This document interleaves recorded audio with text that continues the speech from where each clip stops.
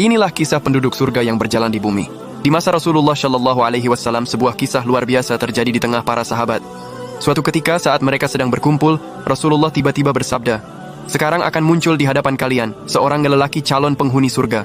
Tak lama kemudian, muncullah seorang pria dari kaum Ansar. Wajahnya segar, sisa air wudunya masih menetes dari janggutnya, sambil tangan kirinya menjinjing sepasang alas kaki. Keajaiban ini tidak terjadi hanya sekali. Pada hari kedua dan ketiga, Rasulullah mengucapkan kalimat yang sama persis, dan orang yang muncul pun tetap pria yang sama. Hal ini membuat Abdullah bin Amr bin Ash penasaran. Ia pun mencari cara agar bisa menginap di rumah pria tersebut selama 3 malam untuk melihat rahasia amalnya.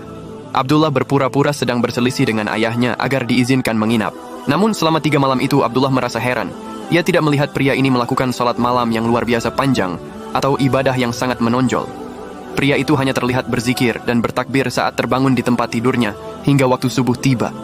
Bahkan ia tidak pernah mendengar pria itu berucap kecuali kalimat yang baik. Hampir saja Abdullah meremehkan amal pria itu, hingga akhirnya ia berterus terang, "Wahai hamba Allah, sebenarnya aku tidak punya masalah dengan ayahku, namun aku mendengar Rasulullah menyebutmu sebagai calon penghuni surga sebanyak 3 kali. Aku menginap di sini karena ingin meniru amalmu, tapi aku tidak melihatmu melakukan amal yang istimewa. Apa sebenarnya yang membuatmu mencapai kedudukan itu?"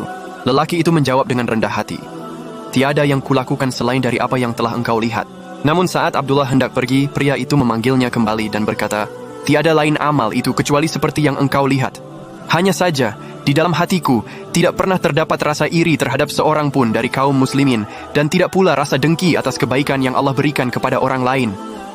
Mendengar itu, Abdullah tersentak dan berkata, "Rupanya amal itulah yang menghantarkanmu ke tingkatan itu.